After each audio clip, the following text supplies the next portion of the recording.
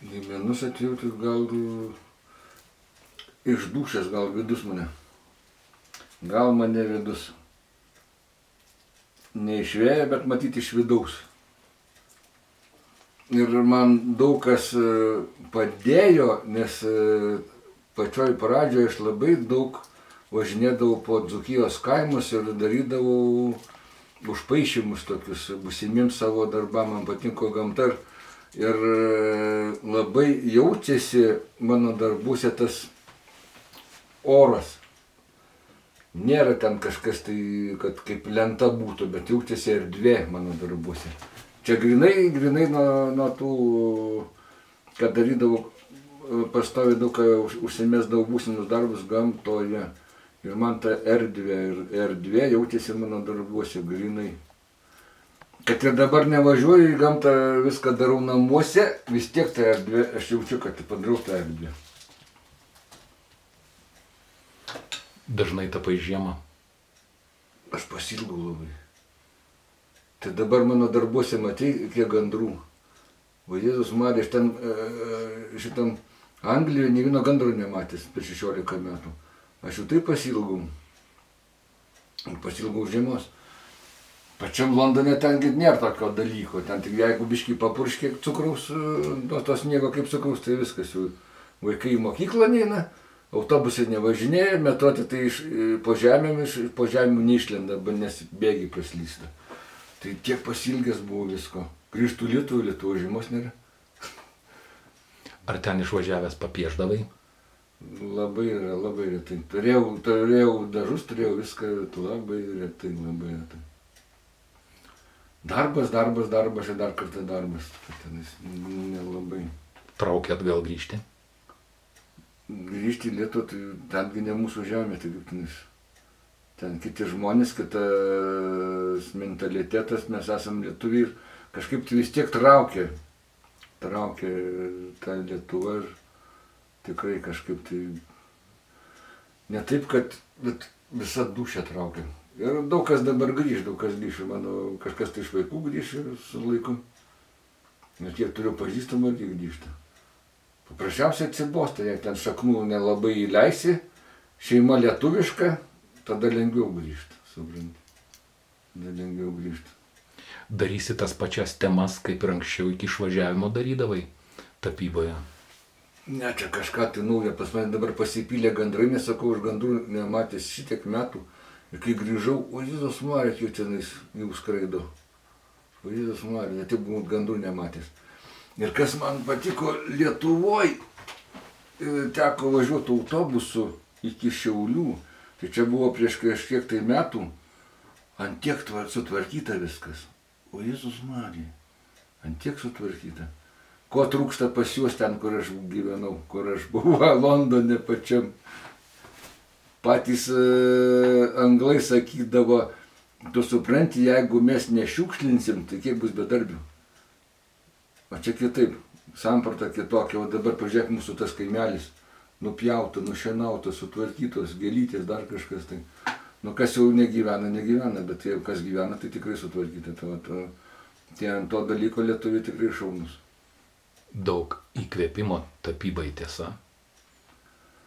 Labai sutvarkyta. Nu tai ką, vis tiek aš pasilgau to dalyko ir dabar bandžiau su moliu, kažkas tai naujo, nes sūnaus draugas Andrius Alionyse, šeimos verslas Askovita keramikos fabrikėlis, ir ten vazonikus daro kvietkam, tai man yra proga to moliu pasinaudotis, man ant to dalyko padeda ir bandžiau tais rūpintojėliais. Pasirodo, rūpintojėlių nieks beveik Lietuvoje nedaro iš molio. Nes yra ne tai, kad jie nemoka, paprasčiausiai yra labai brangus dalykas išdeginti. O kiekvienas rūpintojėlis negali būti kaip pasotis vienodas. Jis turi būti savo mimiką turėti kitokią, kitą išraišką veido, kitaip tas kūnas turi turėti. Dabar pabandyk išdeginti tą rūpintojėlį nors ir 5. Jeigu tu jų neparduosi, tai tavo elektra numaus paskutinės kelnes. Dėl to gal daug kas. O man yra sąlygos, aš dėl to ir palipdžiau tuos rūpintojėlius. Ir man tas molis ir patiko. Rūpintojėlis kaip Lietuvos įvaizdis. Kaip šitas kaip suvenyras mūsų, kaip pagrindas. Daugiau tokių pasaulyje dalykų nėra. Padėk ant stalo rūpintojėlį, sakys, čia nesi iš Lietuvos jau. Žmogeliukas. Pastatysi matriošką, sakys, čia rustas. Tai va, tokius dalykas. Tapyboje dažnai triptikus dabar eksponuoji parodose. Ir dabar triptiką darai. Ar tai mažos drobės neužtenka? Idėjai išreikšti. Aš tokios gal šokio noriu formato, ir gal net šitas kokio noriu formato gal ir negaučiau tokios drobės. Reikia kažkur tai važiuoti, kažkur ieškoti Vilniuje. Ir man čia yra daug kažkaip tai patogiau ant tos lentos daryti iš 3 dalių. Čia gali būti ir 4, jei prireiks. Man daug patogiau paprasčiausiai. Daug patogiau ir strainiau. Man kažkodėl tai patinka medis. Aš kažkada tai dar prieš išvažiuodamas į Londoną, gal prisiminti, buvau padaręs parodą pardavimą ir man vienas stalius sunėrė su špuntu grindų lentas ir aš pavariau tokią seriją su kiaulių skirdimais, su pirtelėm. Tai per savaitę išnešė tuos visus, kas buvo lentos nutapyta. Ne ant drobės, ant lentos. Čia yra kažkas tai tokio įdomesnio. Yra kažkas tai įdomesnio ant tos lentos daryti. Kas šitame paveiksle vaizduojama, kokia tema? Dabar buvo taip, kad aš prie Druskininkų yra Mizarų malūnas ir aš kažkada tai norėjau jį prieš daug metų nutapyti, bet niekaip nesuradau, kur jį, kokioj vietoje įdėti. Ir kažkaip tai dingtelėjo mintis, pradėjau nuo malūną, bet pradėjau žiemą, kad jisai veiktų, nes man ta žalia spalva kažkaip tai kitaip. Jei jis būtų žalioj erdvėj, o man patiko tas sniegas, nors jis nėra atlydys, bet jisai duoda tą prasme, kad malūnas žiemą reikalingas kažkam tai labai svarbiam įvykiui. Nu, čia bus parodyta, kai kaimo žmonės, tie būdami smulkus, kaip ten jau vadinasi, tie ūkininkai, nori padėti malą, atsivežę tos grūdus, padėti Lietuvos kariuomenį. Čia nesimatosi, kad jau eis jie kažkur tai į fronto liniją, nes tais laikais, kiek tada buvo, 3 frontai buvo. Ir tai biednai Lietuvos kariuomeniai, kas galėjo, tai ir padėjo. Ir čia tas momentas, kai jie nori padėti savo tai kariuomenė, nes jei savo kariuomenė nepadėsi, šersi svetimą kariuomenę. Tai tokius dalykus, man tokius išsirutuliojo tas visas. Išsirutuliojo. Jie čia kažkur tai po mišių, po ko jau išeina iš tos bažnytėlės kaimo ir eina kažkur tai link mūšio lauko. Originali tema, nieks tokios nedaręs, turbūt tiesa. Nu, tai aš ir noriu kažkur tai nukrypti nuo tų gulbių, ežerėlių, tvartelių. Aš noriu kažką tai, kur dar nieks nepramynė. Ir čia ruošiuosi tam aukso vainikui, dar turės būti 4 darbai apart šito. Panašios temos. Tautinės tematikos. Jo, kažkas tai turės būti apie Smetonos laikais, apie Lietuvą, o kiti 5 iš molio, tai noriu, kad būtų pokario partizanų tema. Irgi turiu viską jau savo galvoje, tą visą temą turiu galvoje. Daraisi eskizus? Ne, iš karto šutinu. Iš molio labai gerai lipdyti, nepatiko, nurovė galvą.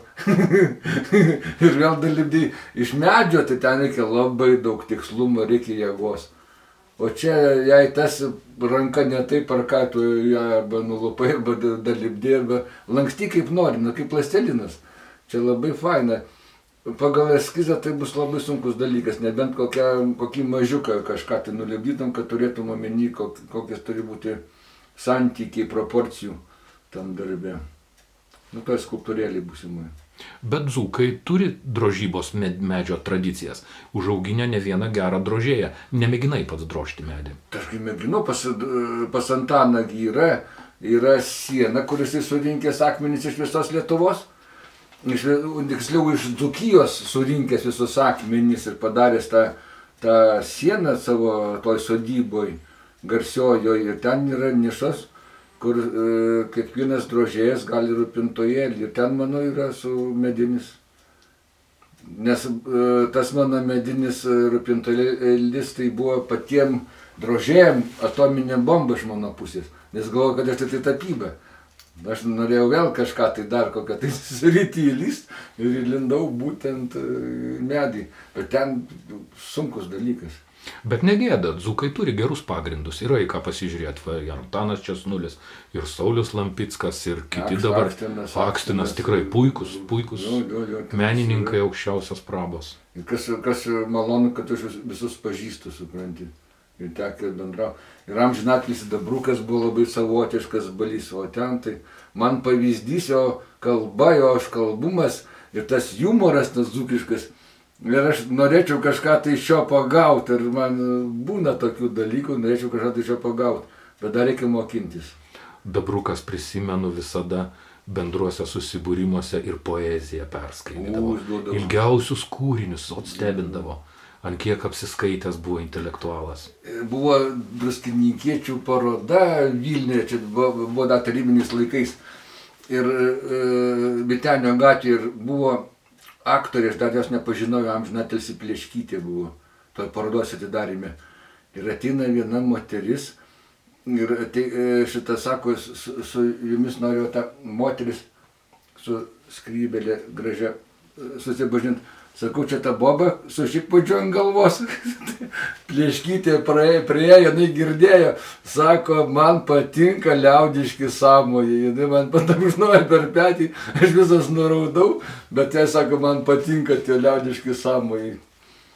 Tai va tokie, va, čia grinai iš to amžinatilsį Balio Dabruko, tai tokie sąmojai labai tokie smagus. Labai smagus. Bet paveiksluose tu esi ištikimas savo. Tai yra kompozicijos, tai yra su žmogum, tai yra ne gėlės, ne ežeriukai.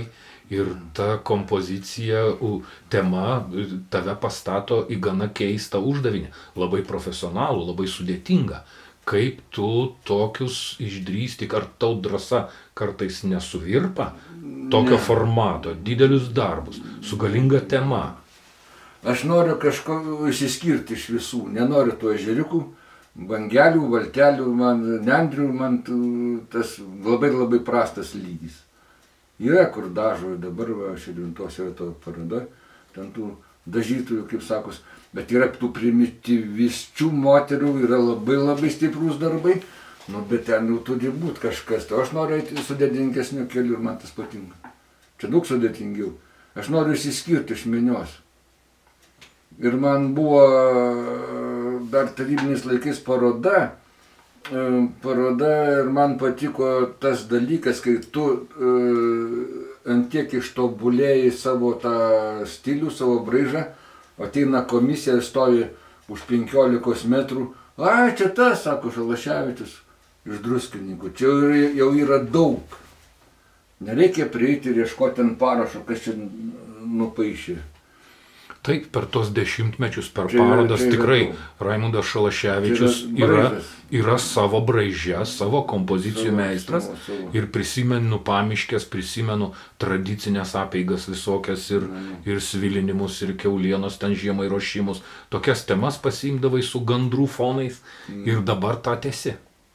Dar ne vienos pirties nenupaišiau, nenutapiau tiksliau ir dar to, bet turiu galvoj tą pajudinti tuos ledus. Čia yra mūsų tradicijos.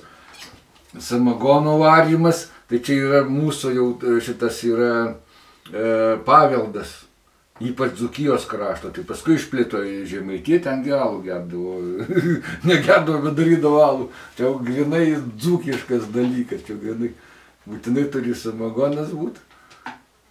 Bet čia ne visuose darbuose, čia kaip eina į galvą. Tavo kompozicijose šitų dalykų nebuvo akcentuota.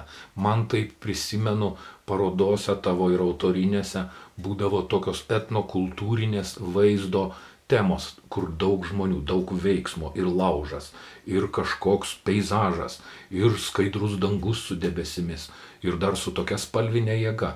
Ar tavo giminiai kas nors su spalva dirbo, kas nors gal prie meno buvo?